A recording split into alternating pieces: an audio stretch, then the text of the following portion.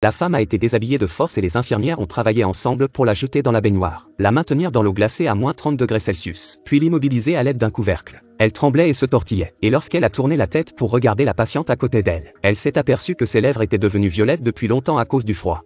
C'est le traitement d'hydrothérapie le plus puissant de l'hôpital. Toute personne normale doit y passer une fois avant de pouvoir répondre aux critères d'admission. Mais les riches et les puissants s'empressent d'y envoyer leurs filles, et Lisa est l'une d'entre elles. Née dans une famille aristocratique, elle a été élevée dans une maison très stricte, où chaque mot et chaque geste étaient soumis à des exigences rigoureuses, et où elle devait toujours se comporter comme une dame, le moindre faux pas étant sévèrement critiqué par son père. C'est pourquoi elle était souvent enfermée à la maison et n'avait pas le droit de sortir. Mais Lisa, l'esprit libre, se faufilait aussi dans la voiture de son frère et parcourait la ville en toute impunité. Par chance, Lisa avait la capacité de parler aux fantômes à l'improviste et avait même retrouvé un collier perdu depuis longtemps sous la direction de son grand-père décédé. Mais ses tics intermittents et son babillage sont perçus par sa famille comme un signe de maladie. Elle a essayé d'expliquer ce qu'elle voyait à sa famille, mais personne ne l'a cru. Lorsque son père a appris sa maladie, il était clair que Lisa ne pourrait plus jamais rester à la maison. Il s'est donc levé tôt ce matin-là, prétendant emmener Lisa à une fête, et s'est assuré qu'elle était bien habillée pour l'occasion.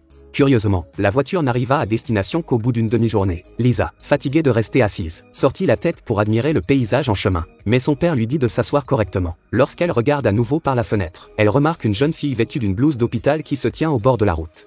Il s'est avéré qu'elle se rendait à l'hôpital psychiatrique. Lisa réagit instantanément et supplie inconsciemment son père de ne pas l'y envoyer. Elle a essayé d'expliquer à son père et à son frère qu'elle n'était pas malade. Mais à leurs yeux, le comportement de Lisa n'était que celui d'une malade mentale. Le père a demandé avec indifférence au personnel de sortir Lisa de la voiture, a ignoré ses gémissements amers et a signé un accord avec le médecin dans ce qu'il pensait être un gentleman, en voyant ainsi sa fille normale dans un hôpital psychiatrique. L'infirmière déshabillait Lisa pour examiner son corps. Elle pensait que si elle coopérait à l'examen, elle pourrait quitter l'hôpital. Mais ce n'est pas si simple. L'infirmière en chef dit que le médecin est le seul à pouvoir décider si elle reste ou si elle part. En l'état actuel des choses, Lisa ne peut que rester à l'hôpital.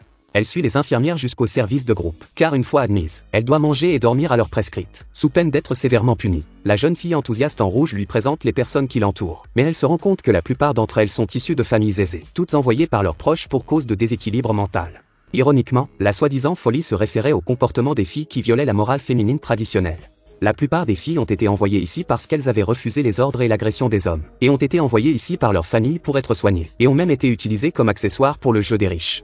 C'est un jeu pour les riches qui s'amusent. L'hypnotiseur choisit une jolie fille de l'asile pour l'expérimenter. Sous ses instructions, la jeune fille tend lentement les mains et caresse son corps de bas en haut. Les hommes en face d'elle sont médusés, mais lorsque les doigts de la jeune fille touchent ses lèvres, sa respiration devient très rapide.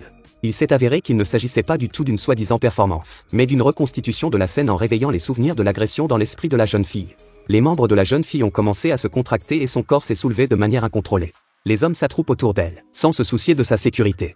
À la fin du spectacle, la jeune fille est ramenée à l'hôpital. Après l'avoir observée ces derniers jours, Lisa sentait bien que l'hôpital entier avait une atmosphère étrange.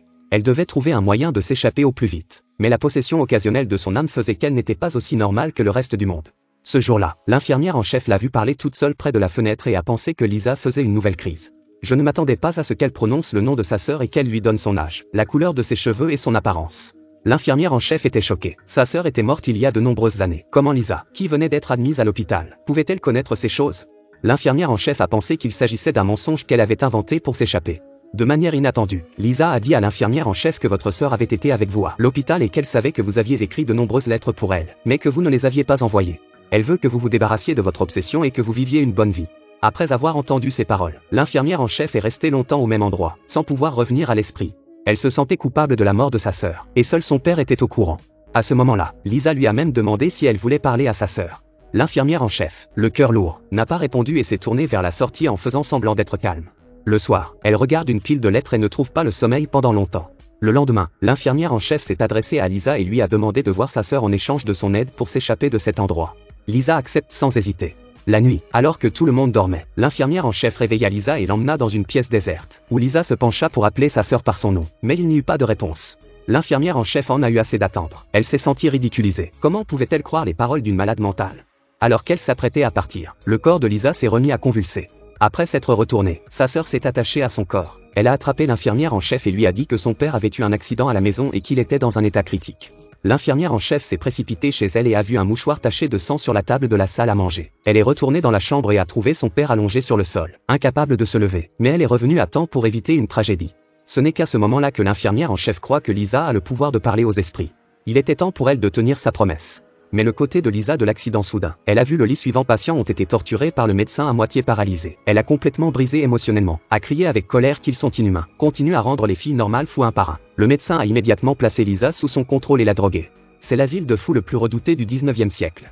Lorsqu'une patiente désobéissait, elle était soit déshabillée et jetée dans un tonneau rempli de glace, soit aspergée d'eau bouillante à 100 degrés pour la dégriser.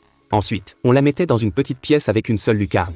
Mais la lucarne n'était pas ouverte en permanence, et Lisa n'était autorisée à manger que quelques minutes par jour. Le reste du temps elle était dans l'obscurité, avec une communication minimale avec le monde extérieur. Les médecins ont essayé de briser les défenses psychologiques de Lisa de cette manière. Les résultats ont été remarquables. La conscience de Lisa a commencé à se brouiller et l'infirmière en chef s'est rendue compte que si elle ne sortait pas de là, Lisa deviendrait tôt ou tard une véritable malade mentale. L'infirmière en chef s'est précipitée chez le doyen pour lui dire que l'état de Lisa s'était amélioré et lui demander si elle pouvait sortir de l'hôpital. Mais le directeur est resté évasif, disant que tout serait décidé après que Lisa ait assisté au bal dans quelques jours. L'infirmière en chef a compris qu'il s'agissait d'une manœuvre dilatoire. Elle a compris qu'elle pouvait utiliser le bal pour aider Lisa à s'échapper. Elle contacte alors le frère de Lisa et se prépare à travailler avec lui à l'intérieur. Curieusement, le jour du bal, outre les patients de l'hôpital, le doyen a également invité un grand nombre d'aristocrates célèbres. Il s'agissait en fait d'une fête pour les riches. De jolies filles sont devenues leurs jouets. Certains d'entre eux ont même harcelé les patients en public et les ont poussés dans une pièce éloignée lorsqu'ils ne regardaient pas. Les hommes présents au bal portaient tous de faux masques, utilisant leurs robes pour cacher leurs sales pensées, leurs yeux cherchant autour d'eux une cible à attaquer. D'autre part, avec l'aide de l'infirmière en chef, Lisa et son frère se sont rencontrés au bal. Tous deux ont d'abord dansé comme si de rien n'était, pour éviter les soupçons des autres infirmières. Ils ont suivi le rythme de la musique et se sont progressivement éloignés de la foule, pour finalement se cacher dans une pièce vide. C'est là que Lisa a dû enfiler des vêtements d'homme pour faciliter son évasion. Ces deux gens sont partis prudemment, n'osant pas faire de bruit, mais ils ont fini par être découverts. Comprenant que quelque chose ne va pas, la matrone et ses hommes se lancent à sa poursuite, et la voiture est garée devant la porte. La matrone déverrouilla rapidement la porte et poussa Lisa à l'extérieur avant de la verrouiller derrière elle. Elle était prête à rester ici. Lisa tente de l'emmener avec elle mais se heurte à un refus, disant en riant qu'elle veut rester ici avec sa sœur. À la fin du film, l'infirmière en chef est diagnostiquée malade mentale et enfermée dans le service pour avoir laissé partir Lisa. Ce qui l'attend est une torture inhumaine. Lisa s'échappe de sa famille oppressante et mène une vie libre et sans entrave. Elle écrit souvent à l'infirmière en chef pour lui dire à quel point le monde extérieur est merveilleux. Bien que le corps de l'infirmière en chef soit emprisonné dans l'hôpital psychiatrique, son esprit est libre. C'est tout pour cette vidéo. Nous vous donnons rendez-vous la prochaine fois.